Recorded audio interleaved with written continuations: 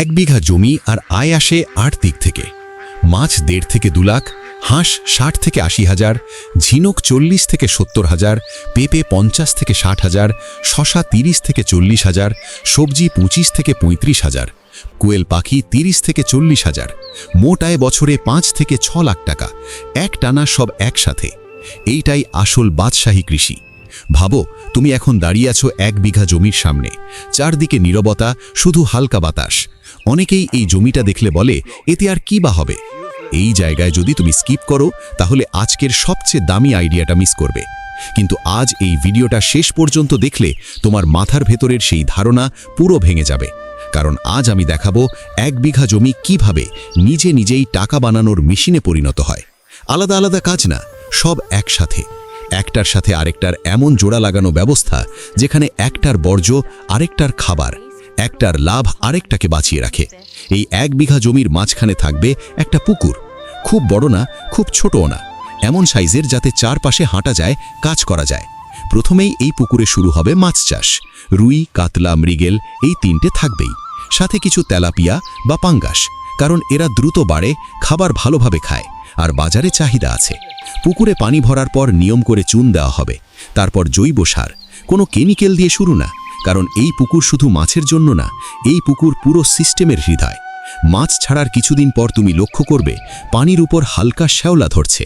অনেকেই এখানেই ভয় পায়, কিন্তু এখানেই শুরু হবে দ্বিতীয় কাজ, হাঁস চাষ। পুকুরের এক পাশে ছোট করে বাঁশ আর টিন দিয়ে হাঁসের ঘর। দিনে হাঁস নামবে পুকুরে, রাতে উঠবে ঘরে। হাঁস পুকুরে নেমে কি করবে? তারা পানির ভেতরের পোকা, আগাছা খাবে। হাঁসের বিষ্ঠা সরাসরি পুকুরে পড়বে। এই বিষ্ঠাই মাছের জন্য প্রাকৃতিক খাবার। আলাদা করে মাছের খাবারের খরচ কমে যাবে। এখন লক্ষ্য করো, মাছ আর হাঁস একসাথে চলতে শুরু করলো। এখনও যদি ভাবো এটা সাধারণ চাষ, তাহলে সামনে যা আসছে সেটা তোমার ধারণা ভেঙে দেবে। কিন্তু এখানেই শেষ না, পুকুরের তলদেশে ধীরে ধীরে জমতে শুরু করবে পুষ্টিকর জৈব পদার্থ। এখান থেকেই আসবে তৃতীয় কাজ, ঝিনুক চাষ। ঝিনুক এমন একটা জিনিস যেটা খুব কম মানুষ জানে, কিন্তু ঝিনুক পানির ভেতরের অপ্রয়োজনীয় কণা পরিষ্কার করে। পানি পরিষ্কার থাকে, মাছ ভালো থাকে। ঝিনুক বড় হলে বাজারে বিক্রি হয়, আবার কেউ চাইলে মুক্তা চাষও করতে পারে ভবিষ্যতে। এখন তুমি ভাবছো, এত কিছু পুকুরে হলে চারপাশে কি হবে? এখানেই আসে সবচেয়ে সুন্দর অংশ। পুকুরের বাঁধে লাগানো হবে পেঁপে গাছ। পেঁপে কেন? কারণ পেঁপের শিকড় গভীরে যায় না, পুকুরের বাঁধ নষ্ট করে না। পেঁপে দ্রুত ফল দেয় আর সারা বছর কিছু না কিছু পাওয়া যায়। পুকুরের পানি দিয়ে পেঁপে গাছে সেচ দেওয়া হবে। মাছ আর হাঁসের কারণে এই পানি এমনিতেই সার সমৃদ্ধ। পেঁপের ফাঁকে ফাঁকে লাগানো হবে শশা আর লাউ জাতীয় সবজি। মাচা করে শশা উঠবে, পুকুরের পানির উপর ঝুলে থাকবে। একদিকে ছায়া হবে, পানির তাপমাত্রা কমবে, মাছ আরাম পাবে। অন্যদিকে সবজি বিক্রি হবে বাজারে। এক জায়গা থেকে 3 রকম আয়, মাছ, পেঁপে, সবজি। এখনও কিন্তু শেষ না। পুকুরের একপাশে একদম ছোট করে এমন জায়গায় যেখানে হাঁস বা মানুষ বেশি যাতায়াত করবে না, সেখানে বানানো হবে কোয়েল পাখির খাঁচা। খুব বড় খামার না, শুরুতে 500 থেকে 700 কোয়েল। কোয়েল কেন? কারণ কোয়েল কম জায়গায় থাকে, দ্রুত ডিম দেয়, ডিমের বাজার ভালো। কোয়েলের বিষ্ঠা জমিয়ে শুকিয়ে আবার পুকুরে বা সবজি খেতে ব্যবহার করা যাবে, আলাদা সার কিনতে হবে না। এখন একটু থামো, মাথার ভেতর হিসেব কষো। এই জায়গায় কমেন্টে লেখো, তুমি হলে কোনটা আগে শুরু করতে, মাছ, হাঁস না কোয়েল? দেখবে মাছ আছে, হাঁস আছে, ঝিনুক আছে, পেঁপে আছে, সবজি আছে, কোয়েল আছে। কিন্তু সবচেয়ে বড় কথা কি জানো? এগুলো কোনোটাই একা না, সব একে অপরকে সাহায্য করছে। যদি মাছ না থাকতো, হাঁসের বিষ্ঠা নষ্ট হতো। হাঁস না থাকলে পুকুর নোংরা হতো। ঝিনুক না থাকলে পানি খারাপ হতো। পেঁপে আর সবজি না থাকলে পুকুরের পানি অপচয় হতো। কোয়েল না থাকলে বিষ্ঠা ফেলতে হতো। এই 1 বিঘা জমি সকালবেলা দেখলে দেখবে কেউ মাছকে খাবার দিচ্ছে, কেউ হাঁস নামাচ্ছে, কেউ শশা তুলছে। বিকেলে কেউ কোয়েলের ডিম সংগ্রহ করছে।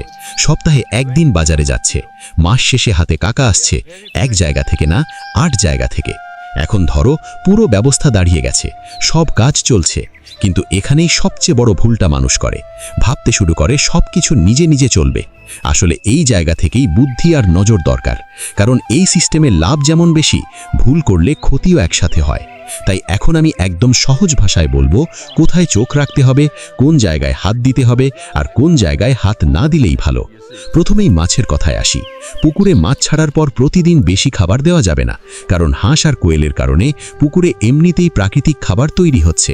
বেশি খাবার দিলে পানি নষ্ট হবে। সপ্তাহে একদিন পুকুরের পানি দেখবে, রং খুব গাঢ় সবুজ হলে বুঝবে খাবার কমাতে হবে। মাসে একবার জাল টেনে মাছের ওজন আন্দাজ করবে। ছোট মাছ আলাদা করবে যাতে বড় মাছের খাবার না খায়। এখন হাঁসের দিকে তাকাও। হাঁসের সবচেয়ে বড় সমস্যা হলো রোগ, কিন্তু যেহেতু তারা খোলা পুকুরে থাকে রোগ কম হয়। শুধু রাতে ঘরে ঢোকানোর আগে খেয়াল করবে কোনো হাঁস আলাদা হয়ে বসে আছে কিনা। এমন দেখলে সঙ্গে সঙ্গে আলাদা করবে। হাঁসের খাবারে আলাদা খরচ বেশি লাগবে না, কারণ দিনের বড় সময় তারা পুকুরেই খেয়ে নেয়। মাসে একবার ঘর পরিষ্কার করলেই চলে। ঝিনুক চাষের সবচেয়ে সহজ নিয়ম ধৈর্য। ঝিনুক আজ লাগালে কাল ফল আশা করা যাবে না, কিন্তু এর কাজটা খুব গুরুত্বপূর্ণ। ঝিনুক পুকুরের পানি পরিষ্কার রাখছে কিনা সেটা বোঝা যাবে। পানিতে দুর্গন্ধ হলে বুঝবে ঝিনুক কম, তখন কিছু বাড়াতে হবে। ঝিনুক তুলবে বছরে 1 বা 2 বার। তুলেই সব বিক্রি না করে কিছু রেখে দিলে পরের বছর খরচ কমে যায়। এখন আসি পেঁপে আর সবজিতে। পেঁপে গাছে বেশি সার দেওয়ার দরকার নেই। পুকুরের পানি দিয়ে নিয়মিত সেচ দিলেই যথেষ্ট। তবে এক জিনিস খেয়াল রাখতে হবে, বর্ষার সময় পুকুরের বাঁধ ভেঙে যাচ্ছে কিনা, কারণ বাঁধ নষ্ট হলে পেঁপে গাছ পড়ে যাবে। শশা আর লাউ তুলতে হবে সময় মতো। বেশি বড় হলে দাম কমে যায়। সপ্তাহে 2-3 বার বাজারে পাঠালে নিয়মিত টাকা আসবে। এবার কোয়েল পাখির জায়গাটা খুব গুরুত্বপূর্ণ। কোয়েল এমন পাখি যাকে বেশি ঝামেলা দিলে ডিম কমে যায়। তাই খাঁচা এমন জায়গায় হবে যেখানে খুব শব্দ না হয়। আলো ঠিক রাখতে হবে। দিনে 14 থেকে 16 ঘন্টা আলো পেলে ডিম ভালো দেয়। কোয়েলের বিষটা সরাসরি ফেলা যাবে না। রোদে শুকিয়ে তারপর সবজি খেতে বা পুকুরে ব্যবহার করবে। এতে গন্ধও হবে না, রোগও হবে না। এখন আসি সবচেয়ে গুরুত্বপূর্ণ অংশে, টাকা। এই সিস্টেমে টাকা একদিনে আসে না, কিন্তু থামে না। প্রথম 3 মাস খরচ বেশি মনে হবে। মাছের পোনা, হাঁস, কোয়েল, খাঁচা, ঘর সব মিলিয়ে চাপ লাগবে। কিন্তু 4র্থ মাস থেকে কোয়েলের ডিম বিক্রি শুরু হবে। 5-6 মাসে শশা আর সবজি পুরো খরচ তুলে দেবে। 8-9 মাসে মাছ বিক্রি করে বড় অঙ্কের টাকা আসবে। হাঁস বিক্রি হবে উৎসবের সময়। পেঁপে চলবে সারা বছর। সবচেয়ে বড় সুবিধা কি জানো? যদি একদিকে সমস্যা হয় অন্য দিকটা তোমাকে বাঁচাবে। ধরো মাছের দাম কম, তখন কোয়েলের ডিম আর সবজি আছে। শশা নষ্ট হলো, তখন মাছ আছে। একটার উপর নির্ভর না করে 5টার উপর দাঁড়ানো মানেই ভয় কম। এখন কিছু ভুল বলি যেগুলো করলে পুরো ব্যবস্থা নষ্ট হতে পারে। 1. অতিরিক্ত লোভ। হঠাৎ বেশি মাছ, বেশি হাঁস ঠোকানো। 2. বাইরের লোকের কথা শুনে হঠাৎ কেমিক্যাল ব্যবহার। 3. নিজে না দেখে সব কর্মচারীর ওপর ছেড়ে দেওয়া। এই 3টে ভুল করলেই ক্ষতি নিশ্চিত। যদি ধীরে ধীরে চালাও 1 বিঘা জমি থেকে মাসে নিয়মিত আয় আসবে। বড়লোক হওয়ার গল্প না, কিন্তু সংসার চালানোর চিন্তা থাকবে না। আর সবচেয়ে বড় কথা, এই জমি তোমাকে চাকরি দিচ্ছে, তুমি জমির পিছনে দৌড়াচ্ছ না। 1 বিঘা জমি, 8টা কৃষি ব্যবসা। এই চিন্তাটা যদি তোমার ভালো লেগে থাকে এখানেই থেমো না, ফলো করো, কারণ পরের ভিডিওতে পুরো হিসেবটা খুলে দেখাবো। বছরে 5-6 লাখ টাকা আয়, একটার ওপর না, সব দিক থেকে। এটাই স্মার্ট কৃষি, এটাই আসল লাভ।